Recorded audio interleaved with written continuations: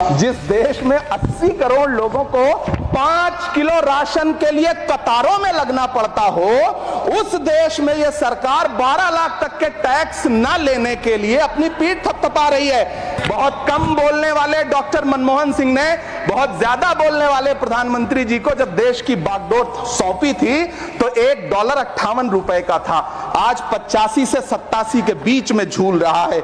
इन दिनों रुपए की अहमियत गिरती है तो न तो देश की प्रतिष्ठा गिरती है ना प्रधानमंत्री की गरिमा। हुकूमत इस कदर आवाम पर एहसान करती है, ये आंखें छीनती है और चश्मे दान करती है। सभापति महोदय, महाराष्ट्र का भिवंडी हो, मालेगांव हो, इचलकरंजी हो, यूपी का बनारस हो, मुआयमा हो, मुबारकपुर हो, रांची का छोटा नागपुर हो, बिहार का भागलपुर हो, हर जगह बुनकरों की उम्मीदें तोड़ रही हैं, लेकिन इस सरकार के पास उनके लिए कुछ भी नहीं है। मुरादाबाद का पीतल उद्योग, कानपुर का चमड़ा उद्योग, सहारनपुर का लकड़ी उद्योग, फिरोजाबाद का चूड़ी उद्योग, अलीगढ़ का ताला उद्योग, सब सरकारी प्लानिंग से तबाह हो रहे हैं।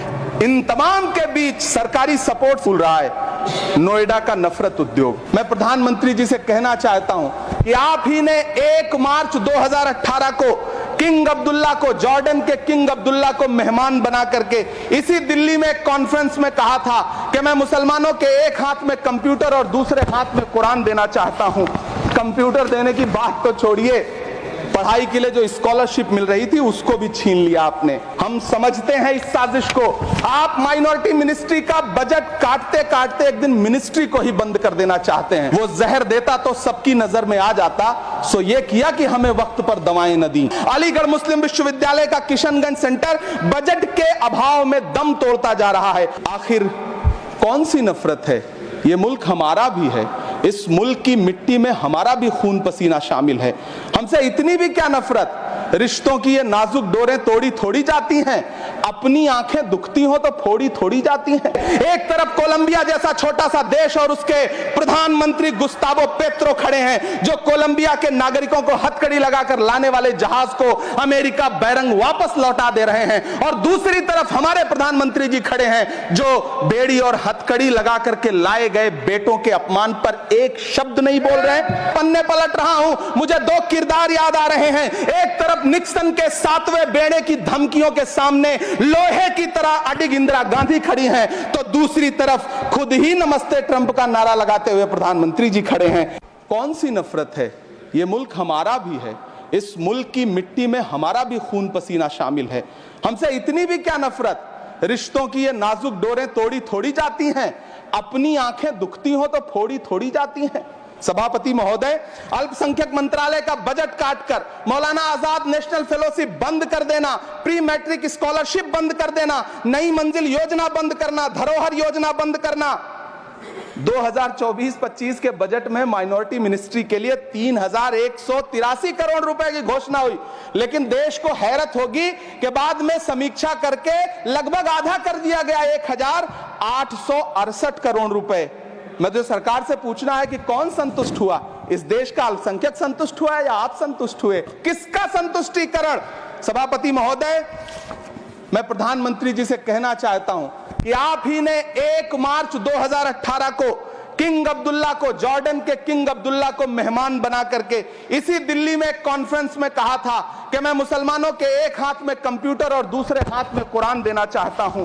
कंप्यूटर देने की बात तो छोड़िए, पढ़ाई के लिए जो स्कॉलरशिप मिल रही थी उसको भी छीन लिया आपने। किसको संतुष्ट करने के लिए? हम समझते हैं इस साजिश को। आप माइनॉरिटी मिनिस्ट्री का बजट काटते काटते एक दिन मिनिस्ट्री को ही बंद कर देना चाहते हैं। वो जहर देता तो सबकी नजर में आ जाता, सो ये किया कि हमें वक्त पर दवाएं न दी। सभापति महोदय, मैं तो वित्त मंत्री जी से पूछना चाहता हूं आपके माध्यम से कि शायद आपको पता ही नहीं है कि गृहस्थी चलाने वाली एक गृहिणी की मुश्किलें क्या क्या होती हैं। आपने कभी सोचा भी नहीं होगा कि जब वो किचन में सब्जी बनाने के लिए कढ़ाई में तेल डालती है तो उसके साथ उसके आंसू भी गिरते हैं। सभापति महोदय, शायद उन्हें पता भी ना हो कि एक छोटी सी गाड़ी और एक छोटे से फ्लैट का EMI भरने के बाद इस देश का एक गरीब इंसान जब अपने बच्चे बच्चों की फीस भरने के बारे में सोचता है तो उसे कितनी खुशियों का गला घोंटना पड़ता है। शायद उनको पता भी नहीं है कि फसल बेच करके बिटिया की शादी का सपना सजाने वाला किसान जब अपनी फसल बर्बाद देखता है तो कितनी रातें सो भी नहीं पाता है। सभापति महोदय, शायद वो कभी इस पीड़ा को समझ ही नहीं पाएंगी कि परिवार के किसी एक सदस्य को कैंसर जैसी बीमारी हो जाए तो घर और जमीनें गिरवी रख उठती हैं लेकिन इलाज नहीं हो पाता। सभापति महोदय, इसी देश की संसद में कभी स्वर्गीय सुषमा स्वराज जी ने कहा था कि जब देश की करेंसी गिरती है तब देश की प्रतिष्ठा गिरती है। एक तरफ कोलंबिया जैसा छोटा सा देश और उसके प्रधानमंत्री गुस्तावो पेत्रो खड़े हैं जो कोलंबिया के नागरिकों को हथकड़ी लगाकर लाने वाले जहाज को अमेरिका बैरंग वापस लौटा दे रहे हैं, और दूसरी तरफ हमारे प्रधानमंत्री जी खड़े हैं जो बेड़ी और हथकड़ी लगा करके लाए गए बेटों के अपमान पर एक शब्द नहीं बोल रहे हैं। सभापति महोदय, मैं इतिहास के पन्ने पलट रहा हूं, मुझे दो किरदार याद आ रहे हैं। एक तरफ निक्सन के 7वें बेड़े की धमकियों के सामने लोहे की तरह अडिग इंदिरा गांधी खड़ी हैं, तो दूसरी तरफ खुद ही नमस्ते ट्रंप का नारा लगाते हुए प्रधानमंत्री जी खड़े हैं। मेरे कानों में सुषमा स्वराज जी की आवाज गूंज रही है। बहुत कम बोलने वाले डॉक्टर मनमोहन सिंह ने बहुत ज्यादा बोलने वाले प्रधानमंत्री जी को जब देश की बागडोर सौंपी थी तो $1.58 का था, आज 85 से 87 के बीच में झूल रहा है। इन दिनों रुपए की अहमियत गिरती है तो न तो देश की प्रतिष्ठा गिरती है ना प्रधानमंत्री की गरिमा। जिस देश में 80 करोड़ लोगों को 5 किलो राशन के लिए कतारों में लगना पड़ता हो, उस देश में यह सरकार 12 लाख तक के टैक्स न लेने के लिए अपनी पीठ थपथपा रही है। हुकूमत इस कदर आवाम पर एहसान करती है, ये आंखें छीनती है और चश्मे दान करती है। सभापति महोदय, महाराष्ट्र का भिवंडी हो, मालेगांव हो, इचलकरंजी हो, यूपी का बनारस हो, मुआयमा हो, मुबारकपुर हो, रांची का छोटा नागपुर हो, बिहार का भागलपुर हो, हर जगह बुनकरों की उम्मीदें तोड़ रही हैं, लेकिन इस सरकार के पास उनके लिए कुछ भी नहीं है। मुरादाबाद का पीतल उद्योग, कानपुर का चमड़ा उद्योग, सहारनपुर का लकड़ी उद्योग, फिरोजाबाद का चूड़ी उद्योग, अलीगढ़ का ताला उद्योग, सब सरकारी प्लानिंग से तबाह हो रहे हैं। इन तमाम के बीच सरकारी सपोर्ट से बस एक उद्योग फल फूल रहा है, नोएडा का नफरत उद्योग। सभापति महोदय, जिस देश में 40 से 45% मेडिकल फैकल्टी की सीट खाली हो, वहां बजट में 75,000 नए मेडिकल सीट्स का ऐलान हो रहा है। सरकार बहादुर, कम से कम इस देश के पढ़े लिखे युवाओं को तो मूर्ख समझना बंद करिए।